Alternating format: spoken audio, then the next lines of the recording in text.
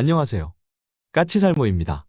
지난달인 2024년 4월 24일 경남 창원의 해군사관학교에서 이순신 방위사업 전시회가 열렸는데요. 오늘 이야기할 건 그 당시 나온 이야기들입니다. 그 중에서도 한화의 KDDX의 추진기관 변경 주장에 관한 이야기를 할 건데요. 그 전에 앞서서 이번 전시회에서 차기 상륙 장갑차에 대한 발표도 있었기 때문에 그것에 관한 간략한 소식도 전하려고 합니다. 여러분도 알겠지만 차기 상륙 장갑차는 지난 2023년 9월에 침수사고로 인해서 두 분이 사망하시고 그 후로 차기 상륙 장갑차의 개발이 잘 진행되고 있는지 많은 분이 걱정을 하고 있을 것 같은데요. 우선 그 사건 이후로는 별 문제 없이 개발되고 있는 듯합니다. 이번에 발표된 내용은 쉽게 이야기해서 차기 상륙 장갑차의 기동 시험 데이터라고 할 수 있는데요. 지금 차기 상륙 장갑차 시험 모델은 아직은 독일 엔진을 탑재하고 있고 그리고 독일 엔진을 장착한 상태로 시험이 이루어지고 있습니다. 그리고 이번 이순신 전시회에서 발표된 내용은 이 엔진을 이용한 수상주행 데이터입니다. 이 데이터에 따르면 차량의 동력의 입출력 토크는 차량의 주기관 제어 컴퓨터를 통해서 차량 내부에 설치된 데이터 저장 장치에 0.05초 간격으로 기록된다고 하고요. 어떤 속도에서 수상주행이 가능하고 어떤 속도에서 해수유입이 확인되는지 등의 시험을 하고 있는 것으로 보입니다. 그래서 지금까지의 데이터 결과는 상당히 안정적인 모습을 보이고 있다고 결론짓고 있습니다. 그래서 그 사건 이후로는 차기 상륙 장갑차의 수상주행 시험은 성공적으로 이루어지고 있는 것 같습니다. 두 분의 사망은 안타까운 일이나 그래도 차기 상륙 장갑차 자체에는 큰 문제가 없는 것 같아서 다행이라고 생각이 듭니다. 그럼 오늘 제가 하고 싶은 KDDX의 주기관 문제 이야기는 무엇일까요? 여러분도 알겠지만 조만간 KDDX의 상세설계 사업자가 선정이 됩니다. 그리고 상세설계 사업자로 선정된 회사가 KDDX의 초도함을 건조하게 됩니다. 그리고 또 여러분도 알겠지만 지금 KDDX의 기본 설계를 하고 있는 현대는 저번 기밀누설 사건으로 인해서 아직 벌점을 받고 있고 그로 인해서 KDDX의 상세설계 사업자이자 초도함 건조 사업자는 한화오션이 될 가능성이 엄청나게 높은 상태입니다. 솔직히 엄청나게 높은 상태 정도가 아니라 지금은 현대에서 거의 사업을 포기하는 수준이라 KDDX의 상세설계와 초도함 건조는 한화오션이 하는 게 확정된 거나 다름없죠. 실제로 현대는 이번 이순신 전시회에 나오지도 않았습니다. 그런데 이번에 이순신 전시회에 나온 한화오션의 관계자의 증언에 따르면 한화오션은 KDDX의 기관 구성을 변경하려 하는 것으로 보입니다. 여러분도 알겠지만 지금 KDDX의 기관 구성은 완전 전기 추진식으로 결정이 되었습니다. 그리고 원래 KDDX의 기관 구성의 사업자로 영국의 롤스로이스와 미국의 지휘사가 참여했었고 당연하지만 롤스로이스의 기관 구성은 지금 우리의 대구급에 탑재되어 있는 MT-30 가스터빈을 기반으로 하는 추진 시스템을 그리고 미국의 지휘는 우리에게 상당히 익숙한 LM2500 가스터빈 엔진을 기반으로 하는 추진 시스템을 제안했었고 그 결과 미국의 지휘사가 선정되어서 우리 KDDX의 주추진기관은 미국의 LM2500이 될 것입니다. 그러나 당연하지만 KDDX의 추진기관은 LM2500 가스터빈만으로 이루어진 건 아니고요. 보조동력 시스템으로 당연히 디젤 엔진을 탑재하게 됩니다. 그리고 보조동력 시스템은 우리에게도 익숙한 독일 MTU사의 20V4000 디젤 엔진을 탑재하게 됩니다. 그래서 KDDX의 기관 구성은 LM2500 가스터빈 엔진으로 30MW의 전기를 그리고 MTU사의 디젤 엔진으로 3MW의 전력을 만들어냅니다. 그리고 LM2500 가스터빈 엔진은 한화오션과 같은 계열회사인 한화에어로스페이스에서 라이센스 생산을 하고 디젤 엔진은 STX에서 라이센스 생산을 합니다. 그런데 이 KDDX의 동력 시스템 중에서 유일하게 국산이 들어가는 부분이 있습니다. 그건 다름 아닌 전동기입니다. 당연히 KDDX는 완전 전기 추진 방식의 함선이고 그래서 가스터빈과 디젤 엔진에서 만들어진 에너지는 전부 전동기를 통해서 전기로 전환됩니다.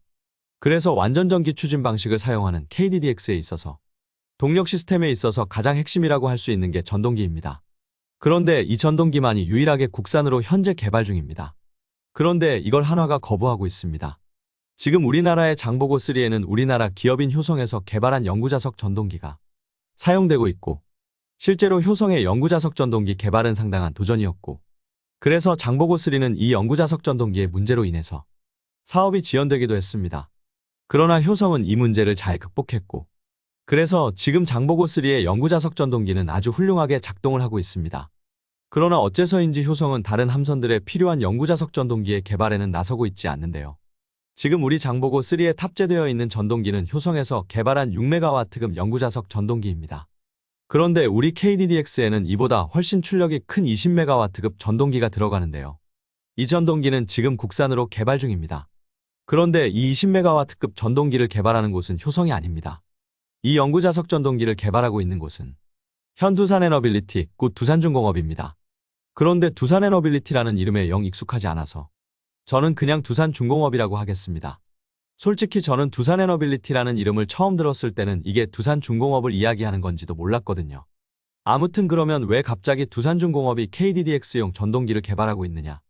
그건 두산중공업이 지금 우리 연하남인 대구급과 충남급의 영구자석 전동기를 라이센스 생산하고 있기 때문입니다. 이게 어떻게 된 거냐면요.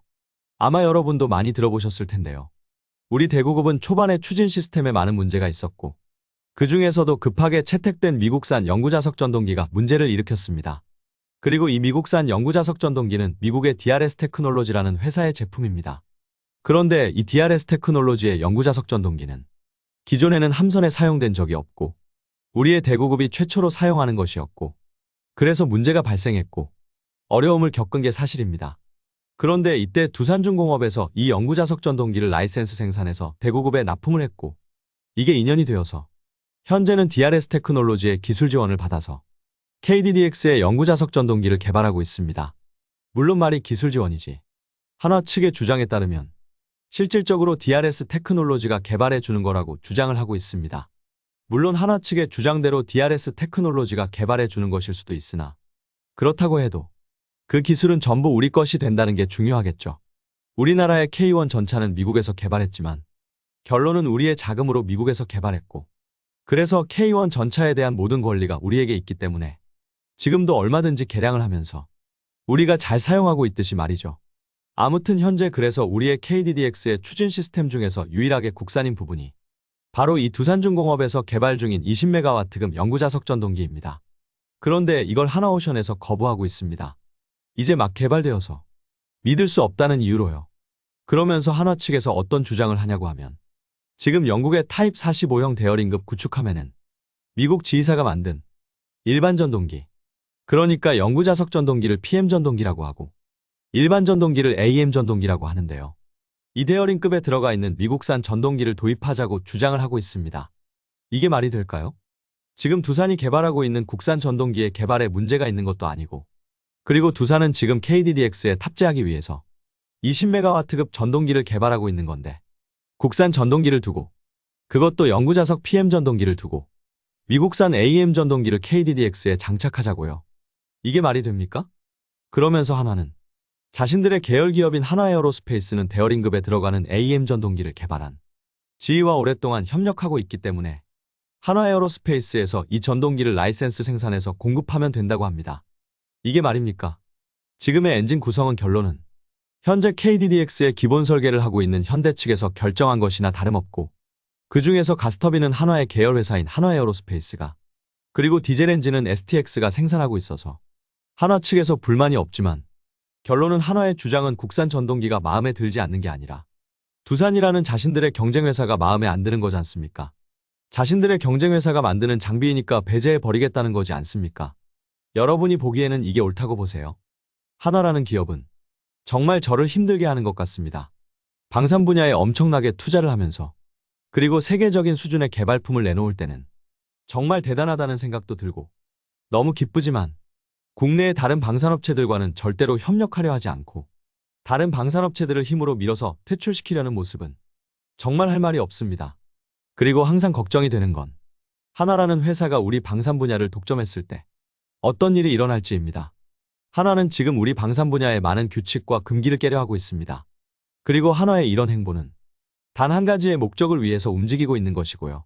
그건 다름 아닌 방산 분야의 독점입니다. 경쟁 회사들을 방산 분야에서 퇴출시키고 자신들이 독점하겠다는 목표가 너무도 뚜렷해 보이고, 한화의 뜻대로 한화가 우리 방산 분야를 독점했을 때 어떤 일이 생길지를 생각해야 합니다.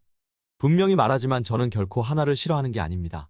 한화라는 기업은 지금 그 어느 기업보다도 방산 분야에 대규모 투자를 하고 있고, 그리고 엄청난 성과를 달성하고 있는 건 부정할 수 없는 사실입니다. 그러나 지금까지의 금기를 깨는 한화의 행보는 분명 경계 대상임을 잊어서는 안 됩니다. 그리고 당연히 우리 KDDX의 동력 시스템 중에서 유일하게 국산인 영구자석 전동기는 지켜야 한다고 생각을 합니다. 이 영구자석 전동기에서 결함이 있어서 한화의 주장처럼 KDDX의 취역이 몇 년 늦어지더라도 이건 절대로 양보할 수 없다고 생각합니다. 무슨 물건이든 처음에 개발할 때는 당연히 불안한 겁니다. 그렇다고 그걸 안 쓴다는 건 있을 수도 없는 일입니다. 만일 한화의 주장처럼 두산이 개발하는 영구자석 전동기가 불안해서 안 쓴다면 우리는 아무것도 개발하지 말고 전부 외국에서 수입해서 써야 할 것입니다. 여러분, 우리 KDDX의 심장 중에 유일하게 국산인 영구자석 전동기를 지켜주십시오. 이상 영상 봐주셔서 감사합니다.